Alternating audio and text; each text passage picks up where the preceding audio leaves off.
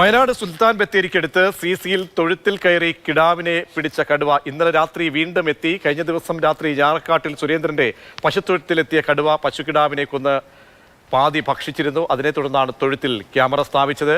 രണ്ടാം ദിവസം കടുവ എത്തിയപ്പോൾ ദൃശ്യങ്ങൾ ക്യാമറയിൽ പതിഞ്ഞു.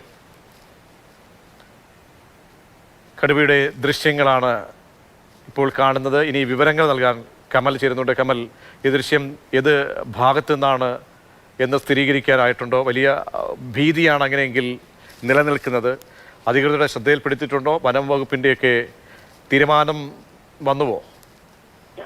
പ്രതീഷ്, കഴിഞ്ഞ ദിവസം പശുക്കിടാവിനെ കടുവ പിടികൂടിയപ്പോൾ തന്നെ ഈ വീട്ടുകാർ സ്ഥാപിച്ച ക്യാമറയോടൊപ്പം തന്നെ വനം വകുപ്പും അവിടെ ക്യാമറ ട്രാപ്പുകൾ സ്ഥാപിച്ചു. ഈ ദൃശ്യങ്ങളോടൊപ്പം തന്നെ വനം വകുപ്പിനും ക്യാമറ ട്രാപ്പിൽ കടുവയുടെ ചിത്രങ്ങൾ ലഭിച്ചിട്ടുണ്ട്. അതിന്റെ അടിസ്ഥാനത്തിൽ കടുവയെ തിരിച്ചറിഞ്ഞതായാണ് വനം വകുപ്പ് നൽകുന്ന വിവരം.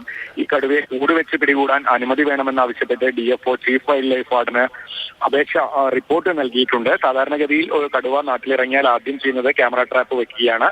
അതിൽ ചിത്രങ്ങൾ ലഭിച്ചു കഴിഞ്ഞാലാണ് കൂടുവെക്കാനുള്ള അനുമതി ലഭിക്കുക.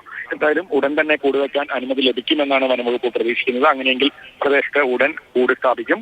സുൽത്താൻ ബത്തേരി കേണിച്ചിറ റോഡിൽ CC എന്ന സ്ഥലത്തിനടുത്താണ് ഈ തൊഴുത്ത്. അവിടെയാണ് ആദ്യ ദിവസം പശുക്കിടാവിനെ കടുവ കൊന്നു തിന്നത്. വീണ്ടും അതിന്റെ പാതി ഭക്ഷിക്കാനായി എത്തിയപ്പോഴാണ് ഈ ക്യാമറയിൽ ദൃശ്യങ്ങൾ ലഭ്യമായത്.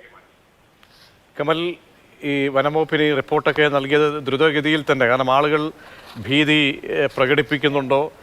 ഈ സാഹചര്യത്തിൽ മറ്റെന്തെങ്കിലും നിയന്ത്രണങ്ങളോ മറ്റോ, അല്ലെങ്കിൽ ജോലിക്കൊക്കെ പോകുന്ന ആളുകൾക്കൊക്കെ വലിയ ആശങ്ക ഉണ്ടാകുമല്ലോ, അതൊക്കെ കണക്കിലെടുത്ത് ഉടനടി ഒരു തീരുമാനം ഉണ്ടാകുമോ? എത്രയും പെട്ടെന്ന് ചീഫ് വൈൽഡ് ലൈഫ് വാർഡൻ ഈ കൂട് സ്ഥാപിക്കാനുള്ള അനുമതി നൽകുമെന്നാണ് വനംവകുപ്പ് അറിയിക്കുന്നത്. അങ്ങനെയാണെങ്കിൽ പ്രദേശത്ത് ഈ തൊഴുത്തിനടുത്ത് തന്നെ കൂട് സ്ഥാപിച്ച് കടുവയെ പിടികൂടാനുള്ള നടപടികളിലേക്കാണ് വനംവകുപ്പ് കടക്കുക. അതിനുള്ള അനുമതിക്കാണ് ഇപ്പോൾ അപേക്ഷ നൽകിയിരിക്കുന്നത്. പ്രതീഷ്. ശരി, വയനാട് സുൽത്താൻ ബത്തേരിക്കടുത്താണ് CCയിൽ തൊഴുത്തിൽ കയറി കിടാവിനെ പിടിച്ച കടുവ ഇന്നലെ രാത്രി വീണ്ടും എത്തി. അതിൻ്റെ ദൃശ്യങ്ങളാണിപ്പോൾ മാതൃഭൂമി ന്യൂസ് പുറത്തേക്ക് വിട്ടത്.